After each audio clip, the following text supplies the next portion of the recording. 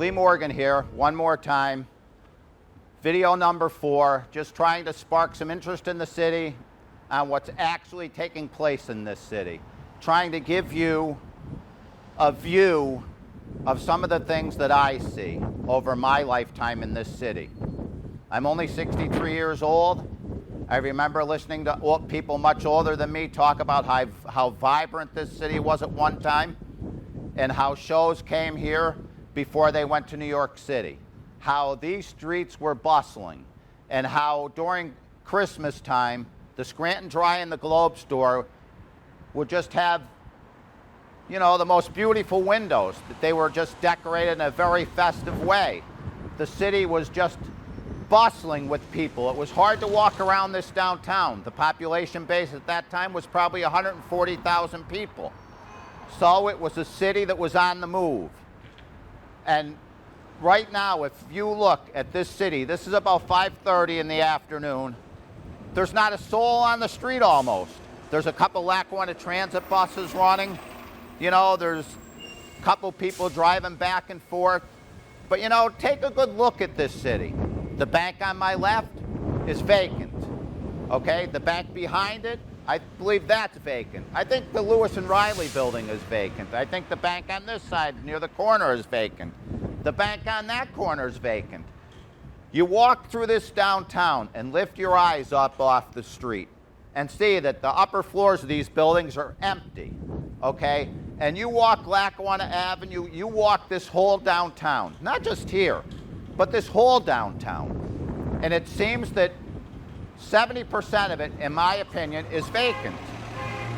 So I think that we need to ask, is pumping all of this money into the downtown bringing any real change? We can listen to what Mayor Cognetti says. We could listen to what Mayor Doherty had said. We can look at these parking garages they built that the city had to shed. Okay, I mean, the people that are running them are making money, but the residents got stuck with the debt. And don't forget that Mayor Courtwright gave one garage away, and when he gave it away, the person he gave it to, he gave $1 million to. So is that good government?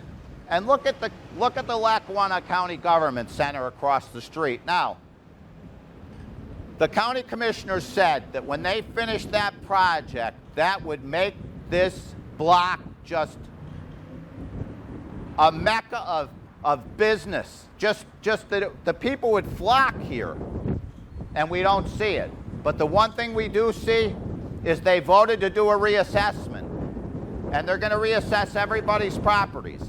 Now, like I said at a council meeting recently, I have a property outside the city. It was reassessed. Its value went up 44%, but its value really hasn't changed. What's changed is that the government is broke. They need more money. They want to reset the tax caps so they can start raising taxes.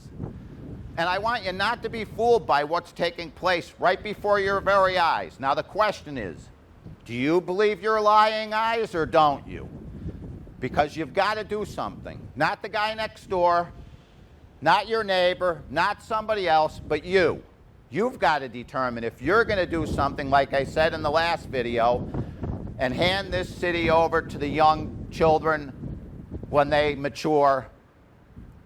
A city that's vibrant, that's alive, that has opportunity and jobs and employment.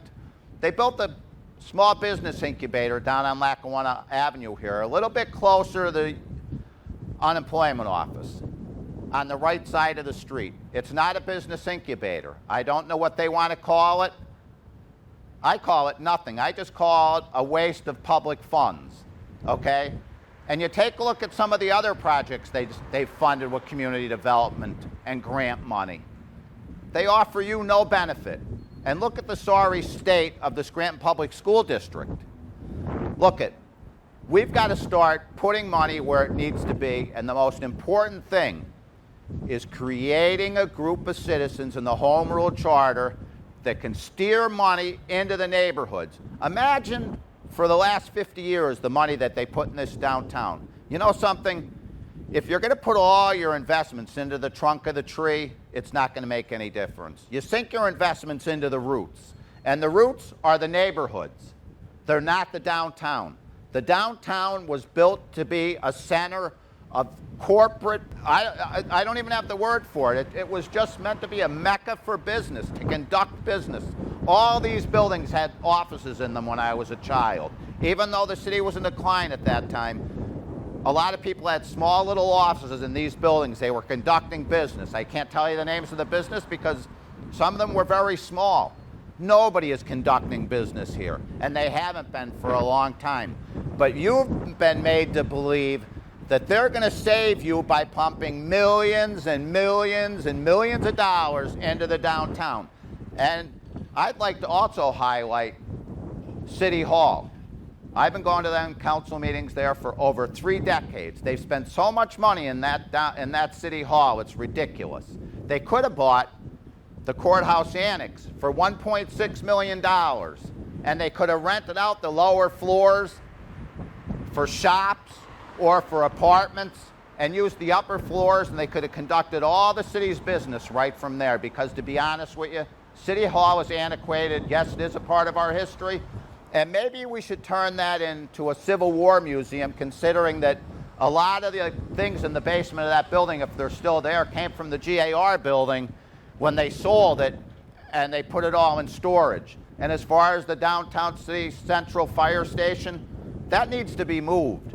It really does. It needs to be in a place more conducive to fighting fire around the whole city. I put it down somewhere by the new Scranton High School, considering that it can make its way to the Scranton Expressway and probably traverse the whole city quite rapidly.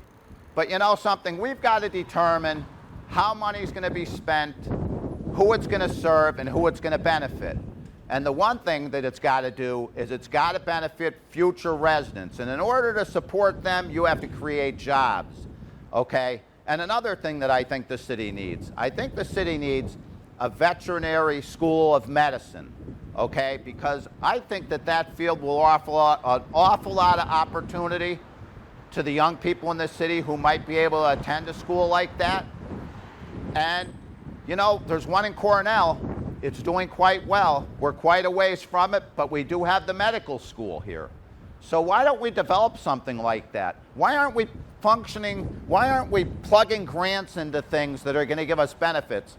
My personal opinion is, after all these decades at council, is that we're spreading graft when we spend these grants. Who are they going to, and what did we get? I think, like when I asked the council at the last meeting to tell the residents of the city where the grant money went for the last 50 years, OECD money, every bit of grant money that came into this city from whatever source it came from, the state, the federal government, the county, because no matter who the conduit is, it came to the city. And what did we get for that grant money? You know, when somebody says to you, I spent $2 million here, did you really spend $2 million there? Let's look at what we got for $2 million.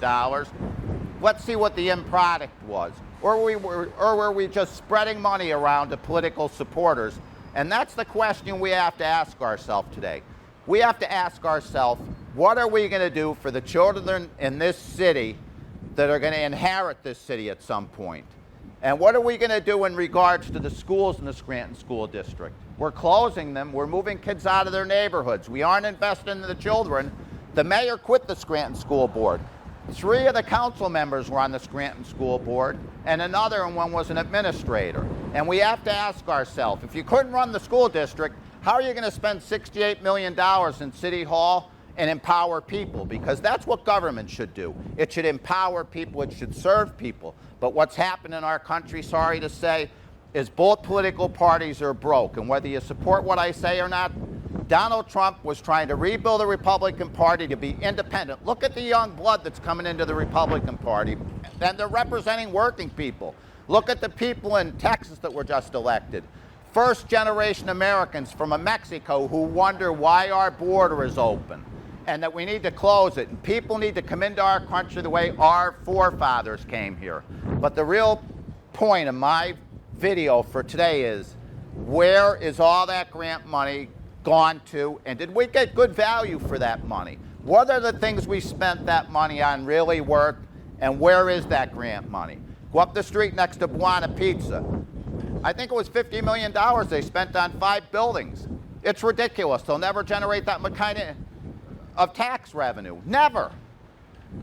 You've got to wake up. You've got to stand up, get out of your chair, and decide to do something. Because you know something? You have to hand this city to the next generation, and it has to be worth something. And the deadwood in City Hall or in the county commissioner's office, even the president of the United States, if we've got to get rid of those people, that's what we got to do. But America's got to have a future, and you've got to make it happen, not me. And I'm not trying to impress you today. And you may not appreciate what I say, but I'm just saying it's time to wake up and get involved. 570-604-1212. Please get involved in the rewrite of the Scranton Charter and the County Charter. Thank you for your time.